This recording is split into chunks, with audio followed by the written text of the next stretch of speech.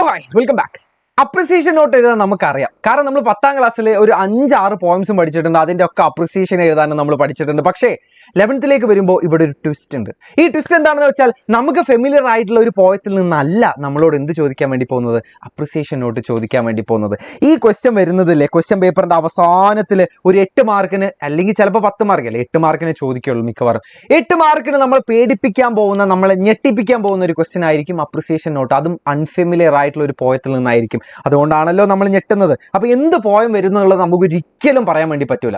So ഇവിടെ 10ാം ക്ലാസ്സിലും നമ്മൾ അതിൻ്റെ ഫോർമാറ്റ് ഒക്കെ പറഞ്ഞു തന്നിരുന്നു. നിങ്ങളത് ഓർമ്മയുണ്ടോ എന്ന് എനിക്കറിയില്ല, പക്ഷെ പൊടി തട്ടി തരാം. അപ്രിസിയേഷൻ നോട്ട് എങ്ങനെ എഴുതണം എന്നുള്ളത് പഠിച്ചു പോയി കഴിഞ്ഞാൽ, അല്ലെങ്കിൽ അതിൽ എന്തൊക്കെ കാര്യങ്ങൾ വേണം എന്നുള്ളത് പഠിച്ചു കഴിഞ്ഞാൽ പിന്നെ നമുക്ക് വലിയ തലവേദനയൊന്നുമില്ല. ഏത് പോയം വന്നാലും നമുക്ക് കൂളായിട്ട് എഴുതാം. ഒരു 8 മാർക്ക് നമുക്ക് ഈസിലി അടിച്ചെടുക്കാം. സോ ആദ്യം ചെയ്യേണ്ടതില്ലേ, നമ്മൾ ഒരു ഫെമിലിയർ ആയിട്ടുള്ള ഒരു പോയം അപ്രിസിയേഷൻ എഴുതുന്ന സമയത്ത് നമ്മൾ അതിൻ്റെ എല്ലാ പൊടിപ്പും തൊങ്ങലും അതിലുള്ള എല്ലാ പേഴ്സോണിഫിക്കേഷനും മെറ്റഫറും അതിൻ്റെ റൈമിംഗ് സ്കീമും എല്ലാം വടിച്ച് തുടച്ച് എഴുതും, അല്ലെങ്കിൽ നിങ്ങൾക്ക് മാർക്ക് പോകും. അപ്പോൾ നിങ്ങൾ അത്ര ഒന്നും ടെൻഷൻ ആവേണ്ട. ഇതിൽ 1-2 കാര്യങ്ങൾ നിങ്ങൾ വിട്ടുപോയെന്ന് വെച്ചിട്ട് അങ്ങനെ നിങ്ങളെ ക്രൂശിക്കാനൊന്നും പോകുന്നില്ല. പക്ഷേ ഇതിൽ ഫണ്ടമെന്റിൽ വേണ്ട കുറച്ച് കാര്യങ്ങളുണ്ട്. ഇതിൽ കണ്ടില്ലെങ്കിൽ എക്സാമിനർ വെറുതെ മാർക്ക് കുറക്കും. ഓക്കെ, നമുക്ക് നോക്കാം എന്തൊക്കെ വേണമെന്നുള്ളത്. ആദ്യം നിങ്ങൾ ചെയ്യേണ്ടതല്ലേ, ഈ 8 മാർക്കിന്റെ ചോദ്യത്തിനെ ഒന്ന് ബഹുമാനിക്കണം. എന്ന് വെച്ചാൽ അത് 2 പ്രാവശ്യം മിനിമം ആ പോയം വായിച്ചു നോക്കുക. എന്നിട്ട് അതിന്റെ ടൈറ്റിൽ എന്താ, മിക്കവാറും കേസുകളിൽ അതിലൊരു പോയിന്റിന്റെ പേര് കൊടുത്തിട്ടുണ്ടാവും. പോയിന്റിന്റെ പേര് കൊടുത്തില്ലെങ്കിൽ നിങ്ങൾ വിട്ടേക്കുക. പോയിന്റിന്റെ പേരും പോയത്തിന്റെ പേരും ഒന്ന് ശ്രദ്ധിച്ച് വെക്കുക. ഇനി ഞാൻ ഇതിന്റെ സ്ട്രക്ചർ പറഞ്ഞുതരാം. എന്തൊക്കെയാണ് ഇങ്ങനെ ഒരു അൺഫെമിലിയർ ആയിട്ടുള്ള ഒരു പോയം, നമുക്കൊരു പരിചയമില്ല, ആ പോയത്തിന്റെ അപ്രിസിയേഷൻ എങ്ങനെയാണ് എഴുതേണ്ടതെന്നുള്ളത് ഞാൻ പറഞ്ഞുതരാം. ഒന്നാമത്തെ പാരഗ്രാഫിൽ നമുക്ക് എന്തൊക്കെ കാര്യങ്ങൾ വേണം. പോയത്തിന്റെ പേര്, പോയിന്റിന്റെ പേര്. ഇതില്ലെങ്കിൽ നിങ്ങൾ തൊലഞ്ഞു. ഇത് 1-2 മാർക്ക് വെറുതെ അങ്ങനെ പോകും. നിങ്ങൾ വെറുതെ ആദ്യം തന്നെ അതിൽ നിന്ന് ഇങ്ങനെ എഴുതി തുടങ്ങിയാൽ പോയത്തിന്റെ പേര് മസ്റ്റാണ്. പിന്നെ ഇതിനൊരു സെൻട്രൽ തീം ഉണ്ടാവും. അതൊരു പ്രാവശ്യം വായിക്കുമ്പോൾ തന്നെ മനസ്സിലാവും ഏകദേശം എന്തിനെ കുറിച്ചാണ് പറയുന്നത് എന്നുള്ളത്. അതൊന്നും ഒരൊറ്റ വരിയിൽ കൊടുക്കാൻ വേണ്ടി ശ്രദ്ധിക്കുക. അതുപോലെ തന്നെ ഈ പോയത്തിനെ നമ്മൾ മെൻഷൻ ചെയ്യുന്ന സമയത്ത് ഒരു നല്ല ഇംപ്രസീവ് ആയിട്ടുള്ള വേർഡ് യൂസ് ചെയ്യുക. പവർഫുൾ എന്നോ, തോട്ട് പ്രൊവോക്കിംഗ് എന്നോ, മൂവിങ് എന്നോ, അല്ലെങ്കിൽ ഇമോഷണലി എൻഗേജിങ് എന്നോ, അങ്ങനെ എന്തെങ്കിലുമൊക്കെ ഒന്ന് വെറുതെ വിടുക. ഈ പവർഫുൾ എന്ന് നിങ്ങൾക്ക് എല്ലായിടത്തും യൂസ് ചെയ്യാവുന്നതാണ്. ഒരുവിധം എല്ലാ പോയംസും നിങ്ങൾക്ക് തരുന്നതൊക്കെ പവർഫുൾ ആണ്. അതുകൊണ്ട് തന്നെ നിങ്ങൾ ഇനി അന്വേഷിച്ച് പോകേണ്ട, ഇതിലേതെങ്കിലും ഒന്ന് യൂസ് ചെയ്താൽ മതി. പവർഫുൾ എന്നോ, തോട്ട് പ്രൊവോക്കിംഗ് എന്നോ, മൂവിങ് എന്നോ, ഇതിലേതെങ്കിലും ഒന്ന് യൂസ് ചെയ്യുക ആ പോയത്തിനെ കുറിച്ച് മെൻഷൻ ചെയ്യാൻ വേണ്ടിയിട്ട്. ഫോർ എക്സാമ്പിൾ, ഇവിടെ ഇൻട്രൊഡക്ഷൻ ഒന്നും കൊടുക്കണ്ട കേട്ടോ. ഇൻട്രൊഡക്ഷൻ ഞാൻ നിങ്ങൾക്ക് മനസ്സിലാവാൻ വേണ്ടി കൊടുത്തതാണ്. Walls and fences written by Mian Bless. ഇത് പോയറ്റിന്റെ പേരാണ്. ഇത് പോയറ്റിന്റെ പേര് ഞാൻ ഗൂഗിൾ തപ്പിക്കൊണ്ടുവന്നാണ്, ക്വസ്റ്റ്യൻ ഉണ്ടായിരുന്നില്ല. ഇത് പോയത്തിന്റെ പേരാണ്. ഇനി എ പവർഫുൾ പോയം ഞാൻ പറഞ്ഞല്ലോ, അതെന്താണ്, ഇംപ്രഷൻ ആണ്. നമ്മൾ വായിച്ച സമയത്ത് നമുക്കുണ്ടായ ഒരു ഇംപ്രഷനെ കുറിച്ചാണ് പറയുന്നത്. പവർഫുൾ എന്ന് തന്നെ കൊടുത്താൽ മതി, വേറെ അത് തെറ്റൊന്നുമല്ല. Okay, that talks about the boundaries people create around themselves both physically and emotionally. അതാണ് അതിൻ്റെ ഒരു സെൻട്രൽ തീം എന്ന് പറയുന്നത്. ഒരൊറ്റ സെന്റൻസിൽ ഞാനത് കൊടുത്തു. ഇനി നമ്മൾ ശ്രദ്ധിക്കേണ്ട കാര്യമില്ല, അതെ അതൊന്നും കൂടെ വൃത്തിയാക്കിയിട്ട് ഒന്നും കൂടെ കൊടുത്തുന്നേ ഉള്ളൂ. പക്ഷെ ഇതൊക്കെ വരേണ്ടത് ഒരു പാരഗ്രാഫിലാണ്. ഒറ്റ പാരഗ്രാഫ് മതി. ഞാൻ കുറച്ച് പരത്തി എഴുതിയെന്നുള്ളൂ. നിങ്ങൾ ഇത്ര ഒന്നും എഴുതണം നിർബന്ധമൊന്നുമില്ല. പക്ഷെ ഈ ഒരു പാരഗ്രാഫിലല്ലേ അതിന്റെ സെൻട്രൽ തീം എന്താണെന്നുള്ളതിനെ കുറിച്ച് ഒരു സെന്റൻസ് മിനിമം വേണം. 2 സെന്റൻസ് ആയാലും കുഴപ്പമൊന്നുമില്ല. അതിനെക്കുറിച്ച് മെൻഷൻ ചെയ്യുമ്പോൾ ഇതുപോലത്തെ ഒരു വേർഡ് യൂസ് ചെയ്യണം. പവർഫുൾ എന്നോ, തോട്ട് പ്രൊവോക്കിംഗ് എന്നോ ഒന്ന് യൂസ് ചെയ്യുക. അതുപോലെ തന്നെ പോയത്തിന്റെ പേര്. ഇനി നമുക്ക് വേണ്ടതാണ് ഇതിന്റെ അനാലിസിസ്. ഇതിലാണ് മെയിൻ ആയിട്ടുള്ള എല്ലാ കാര്യങ്ങളും വരുന്നത്. ഇതിൽ വരുന്ന തീമുകൾ, ഇതിൽ യൂസ് ചെയ്തിരിക്കുന്ന ലാംഗ്വേജ് എന്ന് പറയുമ്പോൾ ഏത് ഭാഷയിൽ എഴുതിയെന്നല്ല, ആ ഭാഷ എങ്ങനെയാണ് എഴുതിയിരിക്കുന്നത് എന്നുള്ളതാണ്. പിന്നെ അതിൻ്റെ ഒരു സ്റ്റൈല്, അതിൻ്റെ ഒരു പോയറ്റിക് ഡിവൈസ് പറഞ്ഞുതരാം. അനാലിസിസിലേക്ക് വരുമ്പോൾ ആദ്യം തീംസ് ആൻഡ് ഐഡിയാസ് ആണ്. ഈ ഒരു പോയത്തിൽ വരുന്ന തീംസ് എന്ന് വെച്ചാൽ people build walls both physical walls and emotional barriers. ആളുകൾ തമ്മിൽ മതിലുകൾ പണിയുന്നതിൽ, മാനസികമായിട്ടും ശാരീരികമായിട്ടും അവർ മതിലുകൾ പണിയുന്നതിനെ കുറിച്ചിട്ടാണ് ഈ കവിത പറയുന്നത്. അതാണ് ഇതിന്റെ തീം എന്ന് പറയുന്നത്. ഇനി ഇതിൽ പറയുന്ന വേറെ ഐഡിയാസ് ആണ്. Isolation and hurt feelings. നമ്മൾ ഒറ്റപ്പെട്ടു പോകുന്നത്, അല്ലെങ്കിൽ നമുക്ക് വേദനിക്കുന്ന ഇമോഷൻസ് ഉണ്ടാകുന്ന, ഫീലിങ്സ് ഉണ്ടാകുന്നതിനെ കുറിച്ച്. അതുപോലെ ഈ പോയിന്റ് ഇതിൽ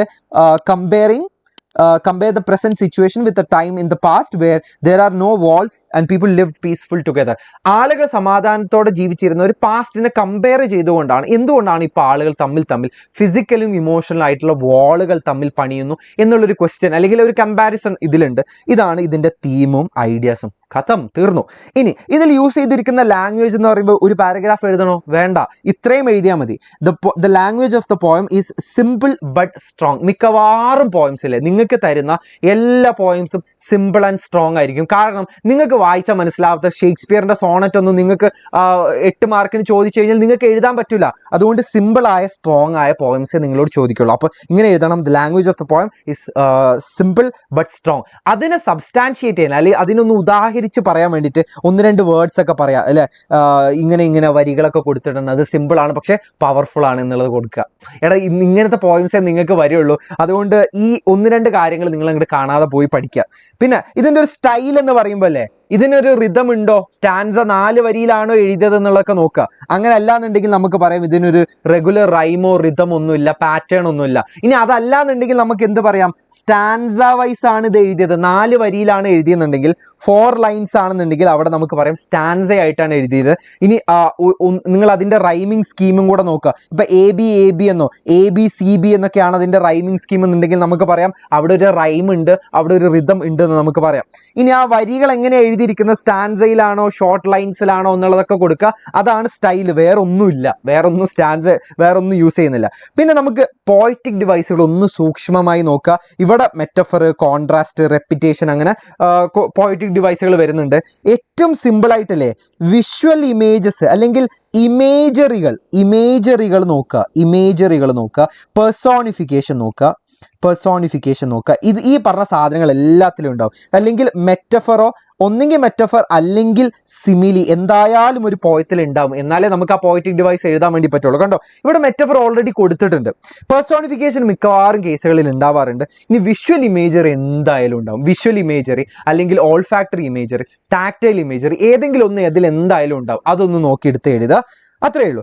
ഇനി പേഴ്സണൽ റെസ്പോൺസും കൺക്ലൂഷനും നമുക്ക് നമ്മുടെ രീതിയിൽ എഴുതാൻ വേണ്ടി പറ്റുന്നതാണ്. കവിത വായിച്ചപ്പോൾ നിങ്ങൾക്ക് എന്താ ഫീൽ ചെയ്തത്? ഇത് ഈസി ടു റിലേറ്റ് ആണെന്ന് നമുക്ക് എല്ലാ കവിതയിലും പറയാം.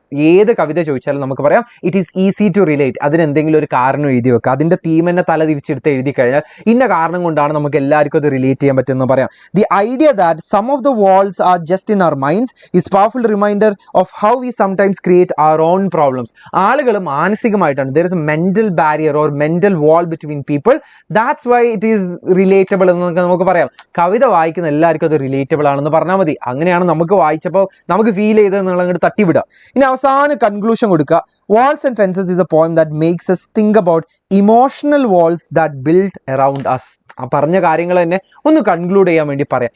ഇത്രയും കാര്യങ്ങൾ ഉണ്ടെങ്കിൽ എന്തൊക്കെയാ വന്നത്? ഒന്ന്, നമ്മൾ ആദ്യം ഒരു ഇൻട്രൊഡക്ഷനിൽ ടൈറ്റിൽ ഓഫ് ദ പോയം, പോയറ്റിന്റെ പേര് കൊടുത്തു, സെൻട്രൽ തീം എന്താണെന്നുള്ളത് ഒരൊറ്റ സെന്റൻസിൽ കൊടുത്തു, പവർഫുൾ എന്നോ തോട്ട് പ്രൊവോക്കിംഗ് എന്നോ മൂവിങ് എന്നോ എന്നുള്ളൊരു വേർഡ് കൊടുത്തു.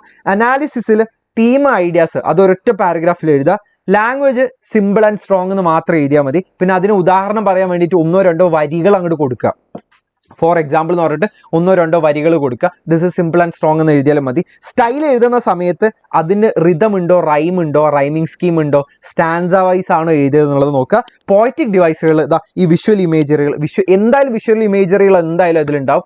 അതെങ്കിലും മിനിമം എഴുതാൻ വേണ്ടി ശ്രദ്ധിക്കുക. പേഴ്സണൽ റെസ്പോൺസ് എഴുതുന്ന സമയത്ത് it is easy to relate എന്ന് പറയാം. ഈസി ടു റിലേറ്റ് എന്ന് എഴുതിയിട്ട് അതിൻ്റെ തീമിനെ കുറിച്ച് നമ്മൾ 1ാമത്തെ പാരഗ്രാഫിൽ എഴുതിയില്ലേ, അതിനെ ഒന്നും കൂടെ തല തിരിച്ചെടുത്ത് എഴുതിയാൽ മതി. So this is easy to relate എന്ന് എഴുതാം. കൺക്ലൂഷൻ ഒന്നും കൂടെ ആ പറഞ്ഞ കാര്യങ്ങൾ അവസാനം ഒരൊറ്റ വരിയിൽ അതങ്ങോട്ട് കൺക്ലൂഡ് ചെയ്യും. ഇത്രയേ ഉള്ളൂ 8 മാർക്കിന്റെ അൺനോൺ പോയത്തിൽ നിന്ന് ചോദിക്കാൻ വേണ്ടി പോകുന്ന അപ്രിസിയേഷൻ എന്ന് പറയുന്നത്. സോ ഇത് തെറ്റിക്കൂല, ഇതിന്റെ മാർക്ക് കളയൂല എന്ന് ഞാൻ വിചാരിക്കുന്നു, പ്രതീക്ഷിക്കുന്നു. All the very best. Thank you.